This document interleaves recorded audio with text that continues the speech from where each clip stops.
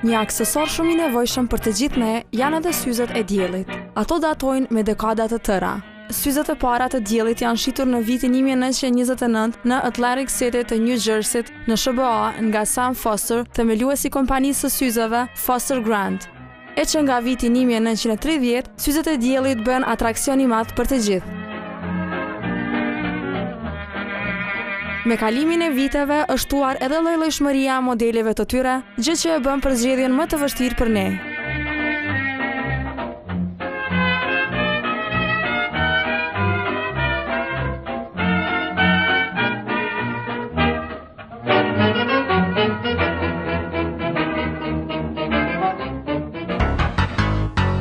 Ndërsa për të gjithë ata që nuk e kanë ditur, syzet Aviators për herë të parë janë prodhuar nga firma Ray-Ban për pilotët e luftës së dytë botërore, nga se ata pengoheshin nga rrezet e diellit, si dhe t'i shmangeshin erës dhe mbeturinave fluturuese. Modeli i syzeve Aviators bën popularitet në filmin Top Gun, ku aktorët Tom Cruise dhe Val Kilmer i promovuan ato në vitin 1986. Që nga atëherë, ato janë bërë shtylla e modës, duke qenë ndër modelet më të preferuara nga meshkujt.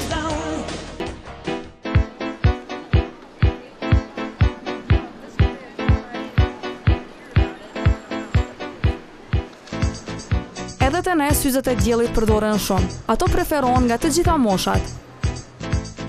Tek ne çmimet i kanë të ndryshme, duke filluar nga 5 euro e më të shtrenjta.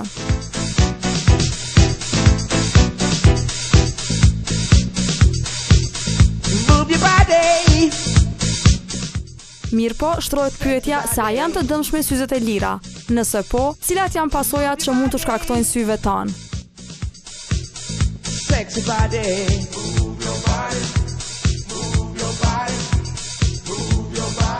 Sa mos me blenë tezga. Gjomat e tezgave nuk janë kontrollume në një.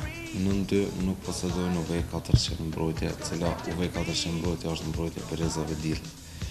Tjetra, ajo pse mos me ble.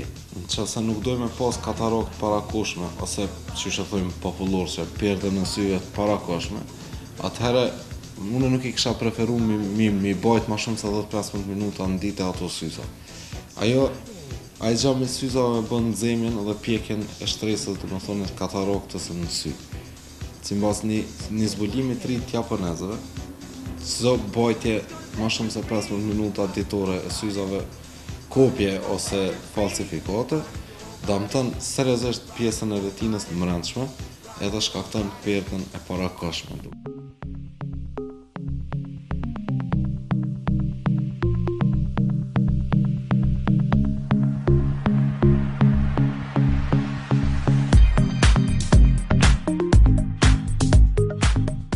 Pse me ble tash syza origjinale është çfarë do syza origjinale, do të thonë ke etashit, ke kohës kalume, çfarë do që tash janë gjithçysh testuar. Gjitha gjomat që bëhen në syza origjinale janë gjomat testuar, kanë UV400 secili gjam, disa kanë antirefleks, disa janë polarizume, edhe diçka me cik. Te polarizimi cili po shitet fals, që shumica janë të bëhat gabim. Te syzat origjinal, tjetër çka deshta me cik, janë edhe çdo gjoma të ri, domethënë pisi vjeçit që kam një, cilat janë përveç UV400-shit edhe këtyre shtresave tjera, e kanë edhe një shtresë që është anti-heating, është midis, ose anti-ngrohje, dhe cila nuk është të u bo shumë marketing për ta, po janë të e fut në secilin syz që është origjinali, domethënë ajo e mbron për kundër ngrohjes, domethënë kundër pjekjes të shtresave të synit të brendshëm. Nëse veç nuk kanë mundësi me ble syza shtrajta origjinale, atëherë në të gjenë modelet koleksionit vjetër, domethënë para 1 vjeti, 2 vjetit, 3 vjetit, nëpër optikat që në t'i blenë bile ato me 20, 30, 40, 50 euro, veç mos t'i bajnë që to që janë falc edhe veç që damtojnë vetë vetën.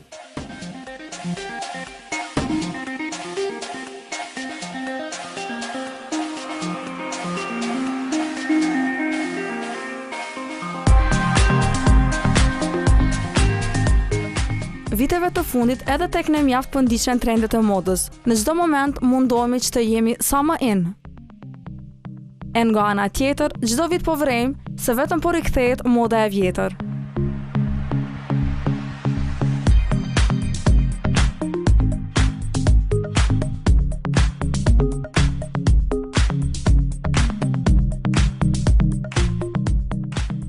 Ka njën si vjetë, janë modelet, si Cat Eye, modelet katrore, është Aviators, si forma Ray-Banit, më thonë ma herët, që ka qenë, që është hala aktuale.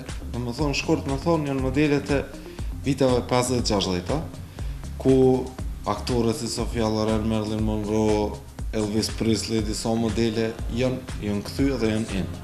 Firmat cilat me përdorin mas shumë të këto, janë Christian Diori, Chanel, Gucci, Max Mara, do më thonë, krejt linjat e tyne momentalisht, Marc Jacobs, si më sa haroj asnjëherë, krejt linjat e tyne janë të koncentru, do më thonë, në modën e Sophia Lorenit, Marilyn Monroe dhe shumë tjera.